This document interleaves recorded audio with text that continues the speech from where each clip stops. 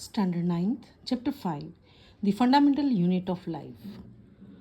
Robert Hooke saw that cork resembled the structure of a honeycomb consisting of many little compartments. Cork is a substance which comes from the bark of tree. This was in the year 1665 when Hooke made this chance observation through a self-designed microscope. Robert Hooke called this boxes cells. Cell is a Latin word for a little room. What are living organisms made of? Activity 5.1. This is the structure of compound microscope. What do you observe as you look through the lens? Can we draw the structures that we are able to see the microscope on an observation sheet? Does it look like figure 5.2, cell of an onion peel? Cells, and the dark part is called nucleus. See the structure of compound microscope. Now we go to the next page. What are these structures? These structures look similar to each other. Together they form a big structure like onion bulb. These small structures that we see are the basic building units of onion bulb. These structures are called cells. Not only onions but all the organisms that we observe are made up of cells. Cell was first discovered by Robert Hooke in 1665. Please underline this. The invention of magnifying lens led to discovery of microscopic world. Whole organism as an amoeba, Chlamydomonas, Paramecium and bacteria. These organisms are called unicellular. Uni means single. On the other hand, many cell group together in a single body and assume different functions and need to form various body parts in multicellular organism. Multi means many. Such as fungi, plants and animals. Every multicellular organism has come to form a single cell. Some organisms can also have cells of different kinds. Look at the following picture. Various cells form from the human body, you can see. The shape and size of cells are related to specific function they perform. Some cells like amoeba have changing shapes. In some cases, the cell shape could be more or less fixed and peculiar for a particular type of cell. For example, nerve cells have a typical shape. Every living cell has the capacity to perform certain basic functions that are characteristics of all living forms. How does a living cell perform these basic structures? We know that there is a division of labor in multicellular organisms such as human beings. This means that different parts of the human body perform different functions. The human body has a heart to pump blood, a stomach to digest food and so on. Similarly, division of labor is also seen within a single cell. In fact, each cell has got certain specific components within it known as cell organelles. Each kind of cell organelle perform a specific function such as making new material in the cell, clearing up the waste material from the cell and so on. So it is interesting that all the cells are found to have some same organelles no matter what their function is or what organisms they are found in. These organelles together constitute the basic unit called cell. What is cell made up of and what is the structural organization of cell? If we study a cell under a microscope, we would come across three features almost in every cell: plasma membrane, nucleus and cytoplasm. All activities inside the cell and the interaction of the cell with its environment are possible due to these features. Plasma membrane or cell membrane. This is the outermost covering of the cell that separates the contents of cell from its external environment. The plasma membrane allows or permits the entry and exit of some materials in and out of the cell. It prevents movement of some other materials. The cell membrane therefore is called a permeable membrane. Some substances like carbon dioxide, CO2 or O2 can move across the cell membrane by a process called diffusion. We have studied the process of diffusion in earlier chapters. We saw there is a spontaneous movement of a substance from a region of high concentration to a region where concentration is low. Sometimes similar to this happens in cells. For example, such substance like CO2 accumulates in high concentrations inside the cell. In the cell external environment, the concentration of CO2 is low as compared to that inside the cell. Similarly, O2 enters the cell by process of diffusion when the level or concentration of O2 inside the cell decreases. Thus, diffusion plays an important role in the gaseous exchange between the cells as well as the cell and its external environment. Water obeys the law of diffusion. The movement of water molecules through such a selectively permeable membrane is called osmosis. The movement of water across the plasma membrane is also affected by the amount of substance dissolved in water. Thus, osmosis is the net diffusion of water across a selectively permeable membrane toward a higher solute concentration. One of the following three things could happen.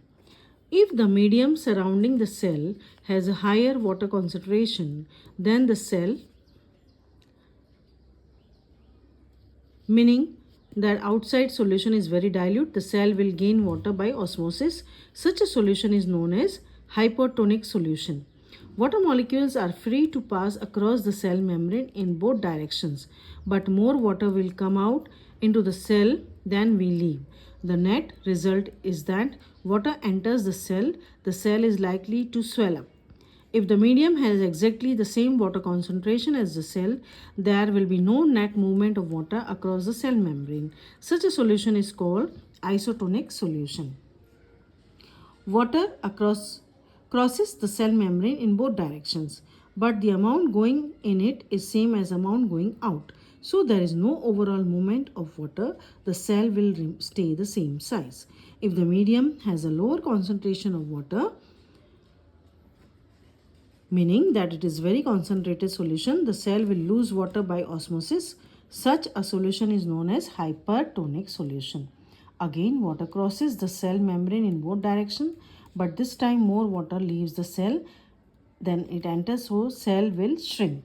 Osmosis is a special case of diffusion through a selectively permeable membrane.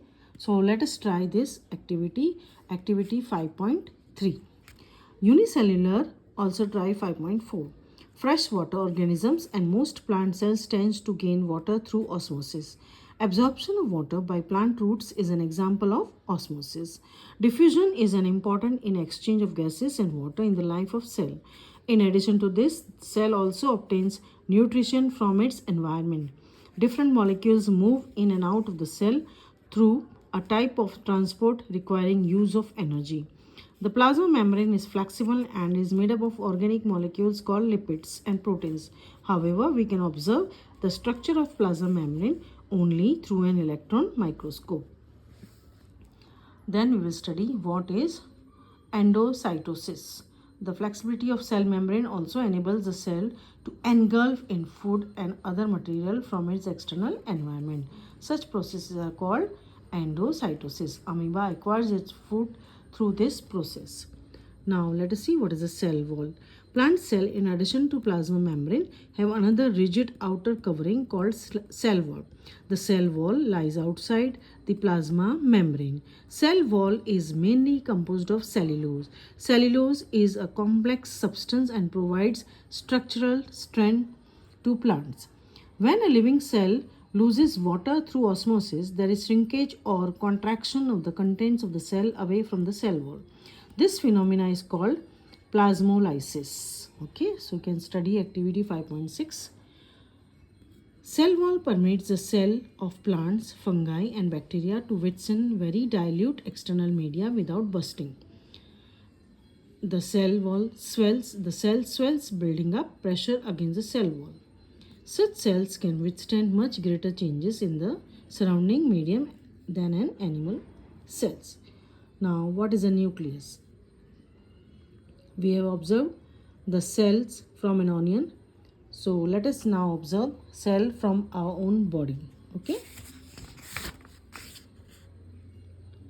Nucleus has a double layered covering called nuclear membrane. The nuclear membrane has pores which allows the transfer of material from inside the nucleus to its outside, that is the cytoplasm. The nucleus contains chromosomes which are visible as rod-shaped structures only when cell is about to divide. Chromosomes contain information for inheritance of characters from parents to next generation in the form of DNA. Molecules. Chromosomes are composed of DNA and protein. DNA molecules contain information necessary for constructing and organizing cells. Functional segments of DNA are called genes. In a cell which is not dividing, this DNA is present as the part of chromatin material. Chromatin material is visible as an entangled mass of thread-like structures. Whenever the cell is about to divide, the chromatin material gets organized into chromosomes. Nucleus plays a central role in cellular reproduction, the process by which a single cell divides and forms two new cells. It also plays a crucial part along with the environment in determining the way the cell will develop and what form it will exhibit at the maturity by directing the chemical activities of the cell. In some organisms like bacteria, the nuclear region of the cell may be poorly defined due to the absence of nuclear membrane. Such an undefined nuclear region containing only nucleic acid is called nucleoid. Such organisms whose cells lack a nuclear membrane are called prokaryotes. Okay?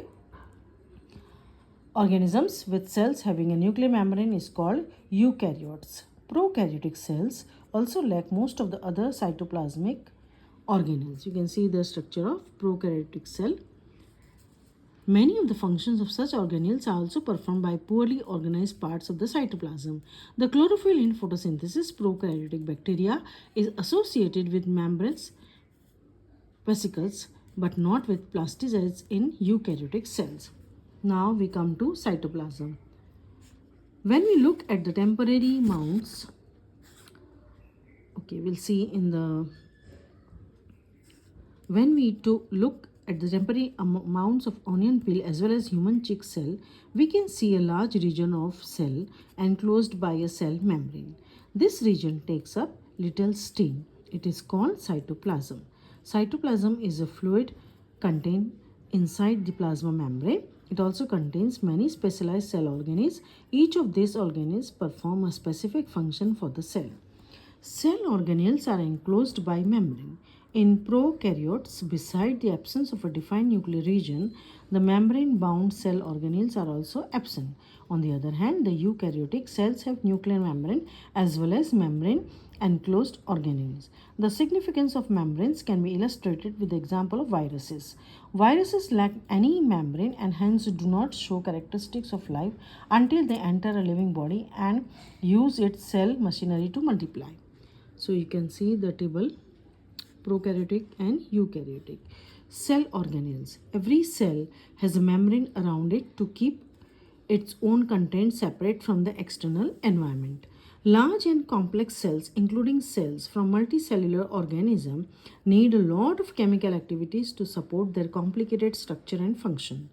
To keep these activities of different kinds separate from each other, these cells use membrane-bound little structures. This is one of the features of eukaryotic cell that distinguish from prokaryotic. So you can see some important examples of cell organelles which we will discuss now are endoplasmic reticulum, Golgi apparatus, lysosomes, mitochondria and plastids. Now we go to endoplasmic reticulum ER. The ER is a large network of membrane-bound tubes and sheets. It looks like long tubules or round or oblong bags. The ER membrane is similar in structure to plasma membrane. There are two types of ER, rough and smooth. RER looks rough under a microscope because it has particles called ribosomes attached to its surface. The ribosomes, which are present in all active cells, are the sites of protein manufacture. The manufactured protein are then sent to the various places in the cell depending on need using ER. The SER helps in the manufacture of fat molecules or lipids important for cell function. Some of these proteins and lipids helping in building the cell membrane. This process is known as membrane biogenesis. Some other protein and lipid function as enzymes and hormones. Although ER varies greatly in appearance in different cells, it always forms a network system. Now you can see plasma membrane, centroid, lysosome. Please study the diagram. Mitochondria, then RER, cytoplasm, SER, nuclear envelope, Golgi apparatus, nucleus.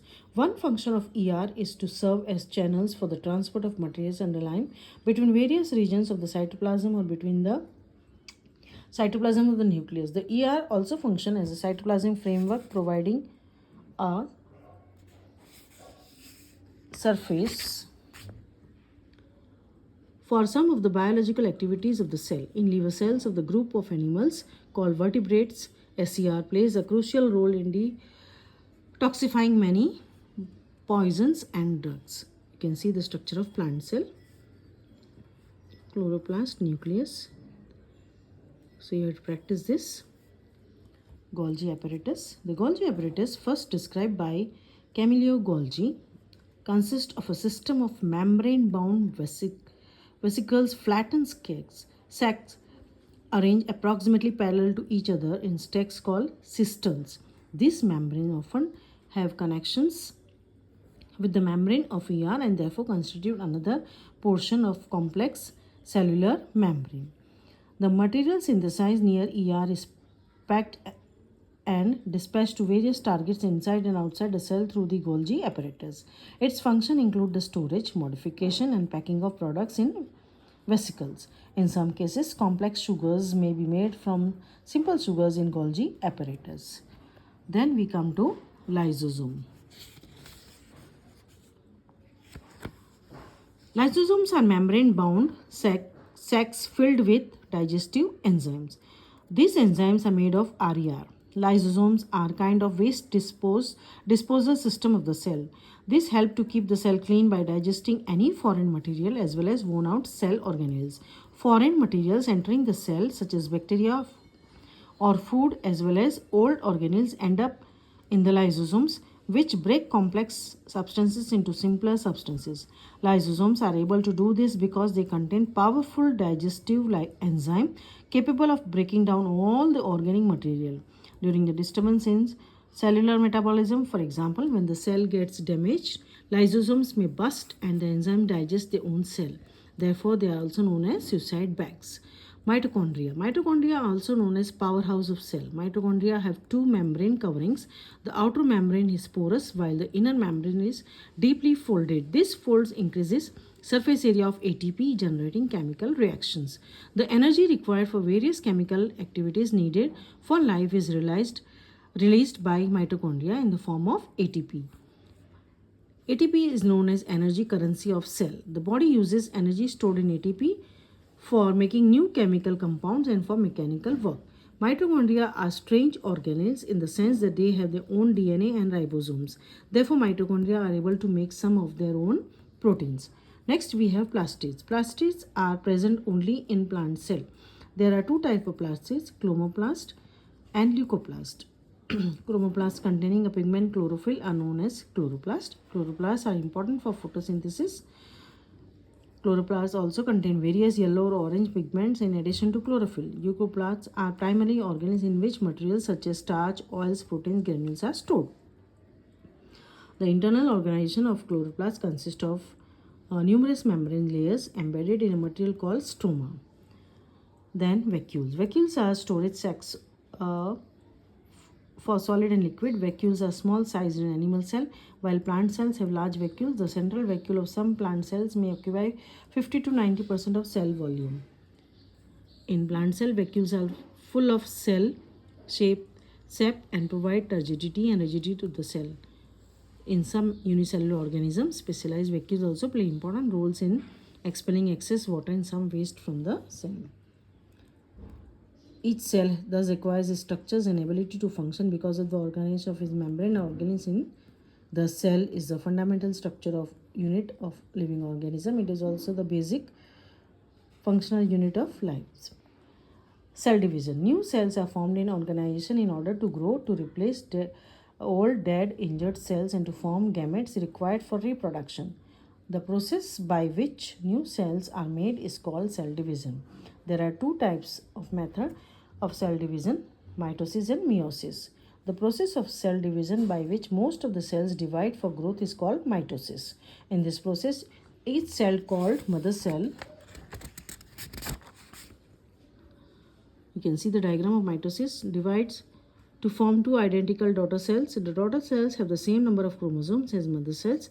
It helps in growth and repair of tissues. Specific cells of reproductive organs or tissues in animals and plants divide to form gametes, which after fertilization give rise to offspring. You can see meiosis. This is the mitosis and this is meiosis. When a cell divides by meiosis, it produces 4 new cells instead of 2. The new cells only have half the number of chromosomes than the number of that of mother cells. Now you can just read what you have learned. You can summarize, and after that you have to find out the question answers. Okay.